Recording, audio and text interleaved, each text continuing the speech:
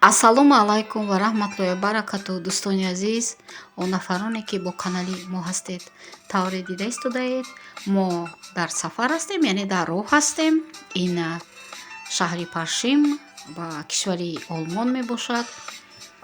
Ва мо имрӯз ҳаво офтоб кард, вале чун дар тамоми шаҳрҳои Германия хунукӣ омад, барф борид дар моҳи феврал ва мо хостем ки бо як тамошо аз шаҳр дуртар равем. Мисле ки мо варзоб мерафтем дар Тоҷикистон, биё варзоби Германия рафта истодаем, варзоби шаҳри мо.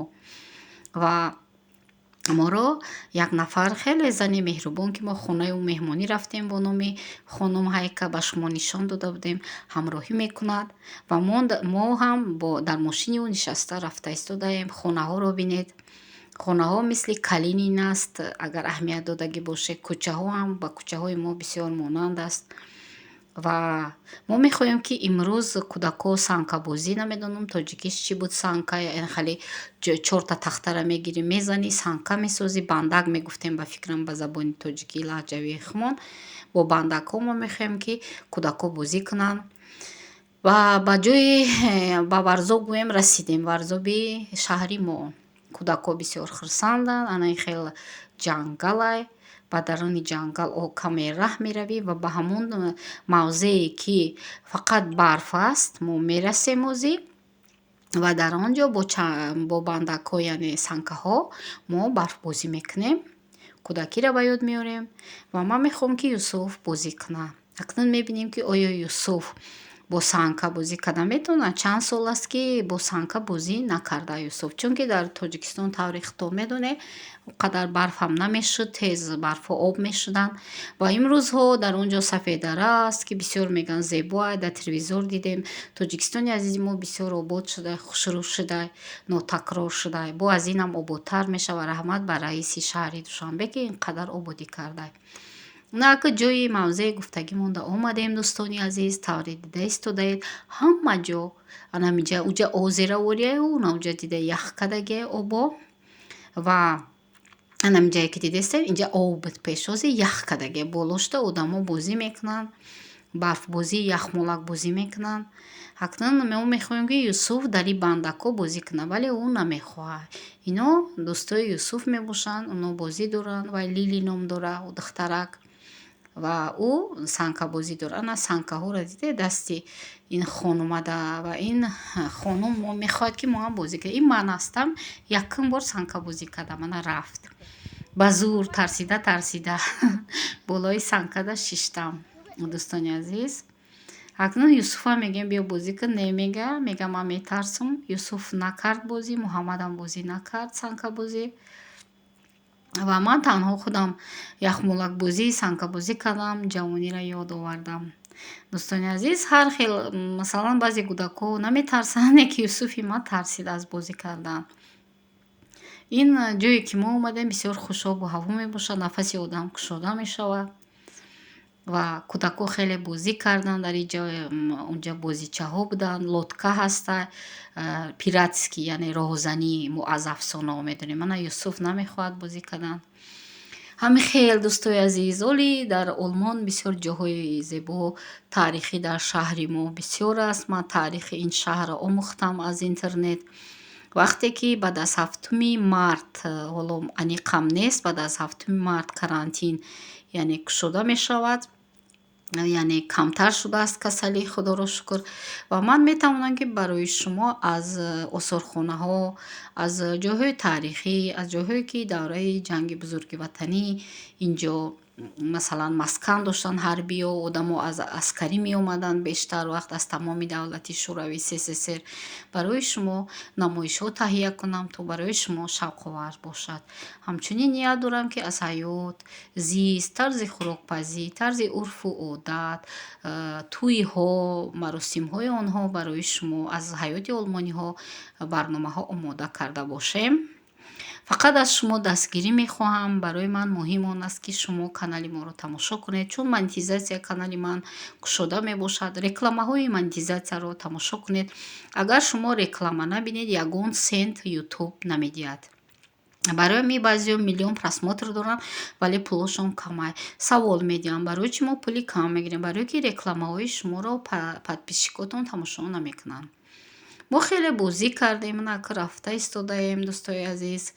Ва имрӯз чӣ шавқовар буд, ки ман худам санка бозӣ кардам, яъне кӯдакиро ба ёд овардам. дӯстони азиз, сабаби блогер шудани ман он буд, ки баъзе қиссаҳои маро, баъзе не, ҳатто ҳамаи қиссаҳои маро, ки дар газетаҳои Оилаву Ҳамроз чоп шудагия, баъзе аз блогерон номошона намегирам, гирифта қиссаҳоро хондам, бо ному муаллиф худшона гуфтанд, ки дар ҳаётшон ҳатто ассалом навиштагӣ нестанд, яъне дуздиданд қиссаҳоро. Ба ин хотир ман блогер шудам ва хостам, ки қиссаҳои худам ба шумо расонам ва муаллиф, яъне ман ҳастам, ман эҷод кардам, мисли модаре, ки барои фарзандаш эҷод мекунад. Блоги мо идома дорад, дӯстони азиз. Акнун имрӯз барои шумо хӯроки парҳезӣ мепазем, мисли дина бо кундаи синаи мурғ, вале фарқияташ дар чӣ аст? Дар он аст, ки имрӯз мо шалғам, ин шалғамро дидед, аҷоиб шалғами зарди мо дигахе, ин дигахе пиёз ва паприка, яъне болгарский перец истифода мебарем. Ҳозир ҳамаашро шуста майда мекунем ва боз ба ин илова мекунем брюссельская капуста. мо ин капустаро дидед, дӯстони азиз, як мамуд капуста. вақте якумро дар Германия дидам, ҳайрон шудам, нигоҳ кунед. Брюссельский капуста мегӯянд ина. Инро мо ҳозир аввал медӯшонем ва 5 дақиқа дӯшонда ва мешавад. баъд аз паси хӯрок мешавем. кадбонҳои азиз, мо кундаи синаи мурғро майда кардем.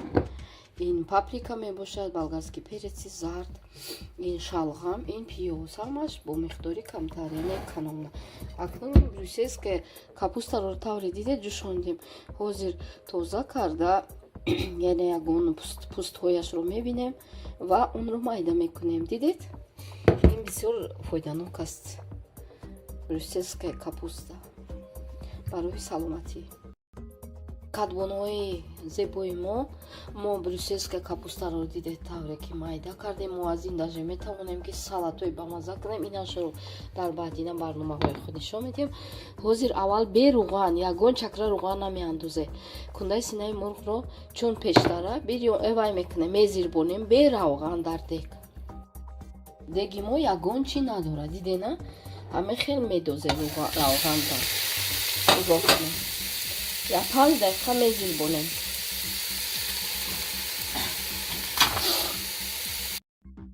нун капустаро меандозем, дӯстони азиз, брюссельский капустаро ва боз мезирбонем. боз 5 дақиқа аз ёд набарорем, равған намеандозем.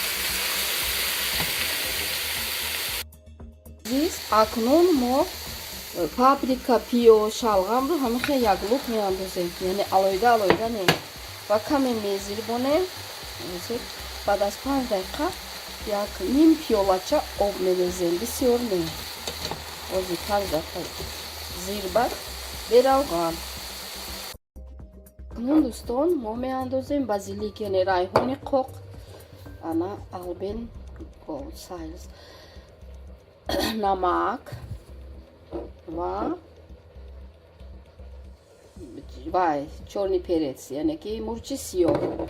ҳозир мо инора меандозем. метавонед ки кабудӣ ҳам андозед, дӯстои азиз. намаку мурчу дигар кардан мо даҳонашро маҳкам мекунем ва аловро паст карда мегузорем 30 дақиқа.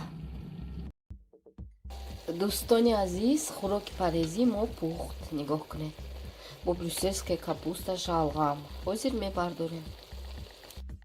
дӯстони азиз, хӯроки мо тайёр шуд. хеле хушмазза аст. баҳ буш омадеста. агар тайёр кунед пушаймон намешавед. ин як хӯроки парҳезӣ аст барои касалиҳои меъда, касалиҳои қанд, бисёр ҳам муфид аст. онҳое ки хароб шуда мехоҳанд, ин ҳам муфид аст. умуман дӯстони азиз, дар ҳамин ҷо бо шумо хайри хуш мекунам. илоҳо дастархонатон пур аз нозу неъмат бошад. асло ғамро набинед, дизлайк мондагиҳо ҳам асло ғама набинед дар дунё, чунки шумо ҳастем, мо ҳастем. аз рӯи шумо мо пеш меравем. худованд ҳамаи мову шуморо дар ин замини ғариб нигаҳбон бошад. тамошобинони азиз, блоги мо идома дорад. Рафтем акнун ба соуси гӯшти. барои тайёр кардани соуси гӯшти, гӯшт, картошка, пиёз, намак, спец, ягон приправа, томат дар кор аст.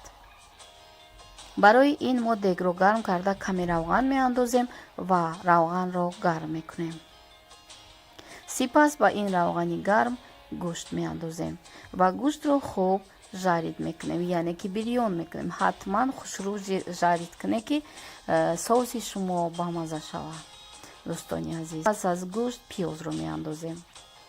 ман дигаҳе мекунам, ман помидор медозам, гӯшт ба пиёз. ҳар кас ҳар хел сири катбонум ки дорад. дӯстони азиз, акнун ки мо пиёзро хуб пухтем, навбати картошка. тамошо кунед. вақте ки картошкаи мо хуб пухт, мо сипас ба он ҳозир мебинем чи вайро меандозанд. приправа, спец, намак, томат, ҳамашро меандозанд. нигоҳ кунед ва мекобанд дегро, то ки соус бо ҳам омехта шавад. дӯстони азиз, соуси бамаза ҳозир омода мешавад. ҳам осон, ҳам дастрас, ҳам дар вақти карантин сайрғизо. акнун каме об мерезем. дониста монед ки оби соусро бисёр намеандозам, то ки бемаза нашавад. дӯстони азизи мо, чунин хӯрокро шумо метавонед ки бегоҳ барои ифтор тайёр кунед. даҳонашро маҳкам пӯшида муддати 30 дақиқа дар алови гарм мепазем. ва дӯстони азиз, миаснои соуси мо тайёр шуд. бо мо бошед. худованд нигаҳбонатон.